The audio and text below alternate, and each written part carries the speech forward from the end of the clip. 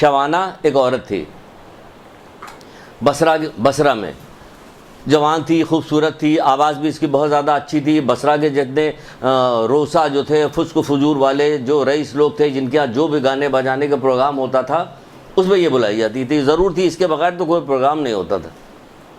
یہ تاریخی واقعہ ہے، ملا احمد نراقی کی کتاب عروج سعادت اس میں تک موجود ہے۔ سمجھے کہ اتنی واقعہ اس طرح کے مختلف لوگوں نے اپنی الگ الگ لکھی ہے۔ ہم نے اس کو کسی دوسری کتاب سے لیا، لیکن جس کتاب سے بھی اٹھایا ہے انہوں نے اس کا حوالہ دیا تھا عروج سعادت کا۔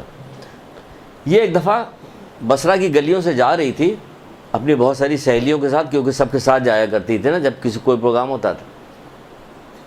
ایک گھر سے بہت زیادہ بلند رونے کی آوازیں آ رہی تھی، بہت سارے لوگ جیسے رو رہے تھے۔ یہ رکی اور رکنے کے بعد اپنی ایک سہیلی سے کہا جا کے دیکھو تو یہاں کیا ہو رہا ہے۔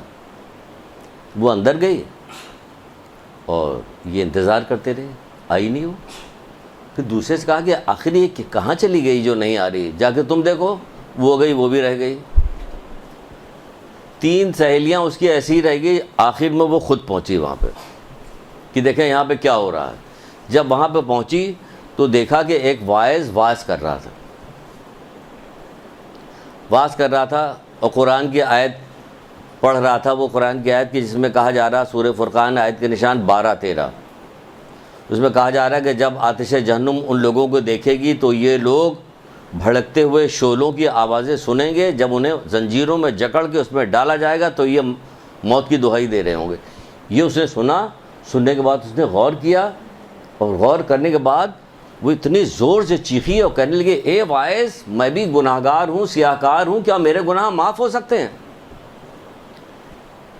سنیے گا، ابھی آگے پھر بتاتے ہیں، اس میں بولیں گے ہم میرے گناہ معاف ہو سکتے ہیں۔ واعظ نے کہا کہ ہاں تیرے بھی گناہ معاف ہو سکتے ہیں۔ تو پھر واعظ نے کہا کہ اگر تیرے گناہ شوانہ جیسے بھی ہوں گے تب بھی معاف ہو جائے گا۔ اب اسے کیا پتا واعظ کو کہ یہ وہی ہے جس کا نام میں لے رہا ہوں۔ اس نے کہا ہائے غضب، میں اتنی بدنام ہو گئی ہوں کہ میری مثال جو ہے ضرب المثل بنی ہوئی۔ کہا جا رہا ہے کہ تو اگر اس جیسی بھی گناہ گار ہوگی تو بھی تیرے گناہ معاف ہو جائیں گے۔ اس نے کہا کہ میں وعدہ کرتی ہوں، توبہ کرتی ہوں کہ آج کی تاریخ سے میں کوئی گناہ نہیں کروں گی۔ کیا اللہ رحمان الرحیم میرے کو کہہ؟ ہاں اللہ رحمان الرحیم ہے، تیرے گناہ معاف کر دے گا۔ وہاں سے نکلی اور چلی، سارا کام دھندا سب اس نے چھوڑا، سارے اپنے عبادت میں لگ گئی، اپنے جسم کو گھلا کے بالکل کہتے نہیں کہ بالکل دبلی کانٹا ہو گئی، اور اسی حالت میں اس دنیا سے رخصت ہو گئی۔ یہ تھی توبہ کرنے والی۔ قرآن کی ایک آیت سن کے آپ کو 3 کروڑ دفعہ بتایا جا چکا بہت ساری چیزیں کہ جھوٹ نہ بولنا، غیبت نہ کرنا، بے پردگی مانا چیز لکھی ہوئی ہے، یہ برے ماں باپ سے برا سلوک نہ کرو، رشتہ داروں سے برا سلوک نہ کرو۔ قرآن کی آیتیں پڑھی جائے، ہم پڑھ کے سنا کے ہو سکتا ہے کہ جو سنانے والا وہی بے حال ہو کے ختم ہو جائے، دبلا ہو کے کاٹا ہو کے ختم ہو جائے، سننے والے پہ کوئی اثر نہیں ہوا۔